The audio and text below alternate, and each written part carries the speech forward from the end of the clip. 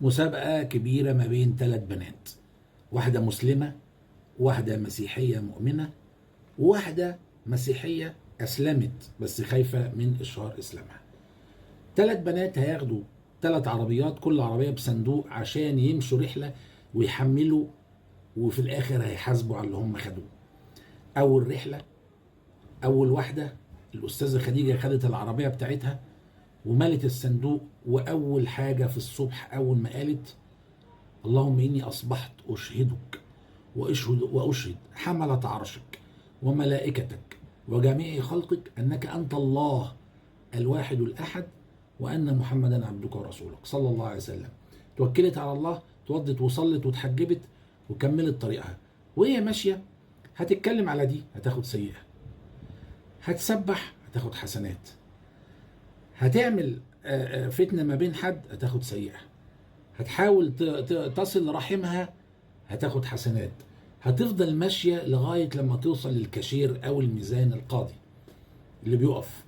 وهي شايفة كده ورا القاضي أوضة كبيرة منورة فيها قصر، فيها جواهر، وفيها كرسي كبير، وفيها حاجات حلوة قوي. وأوضة تانية مظلمة سمع فيها صريخ وأنات. قدمت الحاجة بتاعتها، قبلت، ربنا كرمها، ودخلت فين؟ بشفاعة ربنا ورحمته في الأوضة الجميلة دي. تاني واحدة أختنا المسيحية جمانة،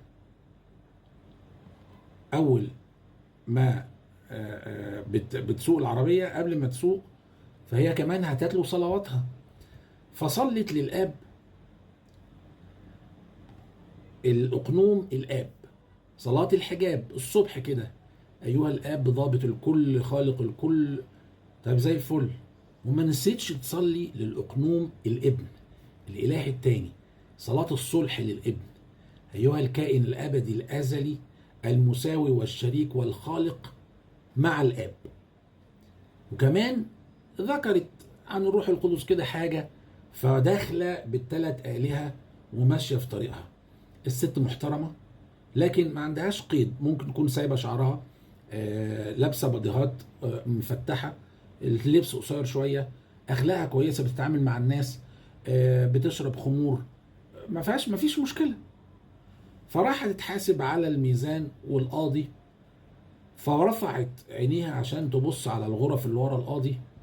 لقت ايه؟ لقت آية في القرآن بتقول: ما المسيح ابن مريم إلا رسول قد خلت من قبله الرسل وأمه صديقة كانا يأكلان الطعام.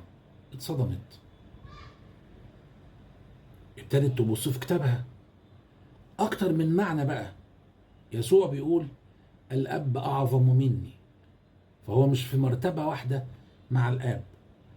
ما أنا إلا رسول، وفي الآخر ليعرفوك أنك الإله الحقيقي وحدك وأنا المسيح الذي أرسلته.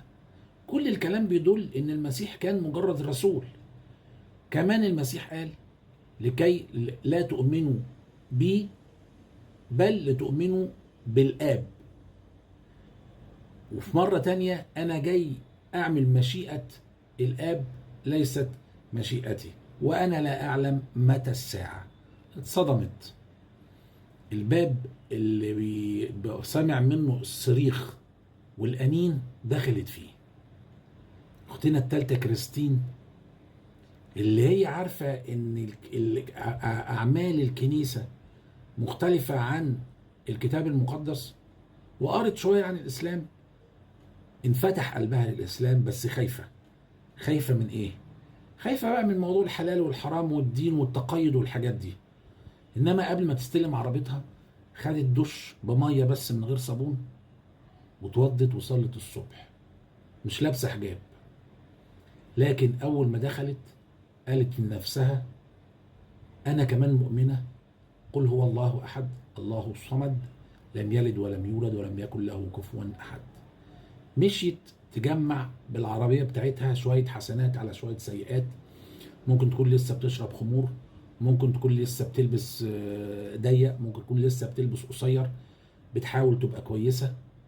وفي الآخر راحت عند القاضي راحت عند الكاشير، الميزان بتاع الأعمال، قلقانة تعمل ايه؟ الوزن بتاع السيئات أتقل شوية من وزن الحسنات اللي عملتها. تعمل ايه؟ ظنت ان هي خلاص رايحة لباب الصريخ والأنين. فكرت، قالت لا، انا لسه معايا شهادة اهي. ايه الشهادة دي؟ اشهد ان لا اله الا الله وان محمدا عبده ورسوله وان المسيح ابن مريم عبده ورسوله.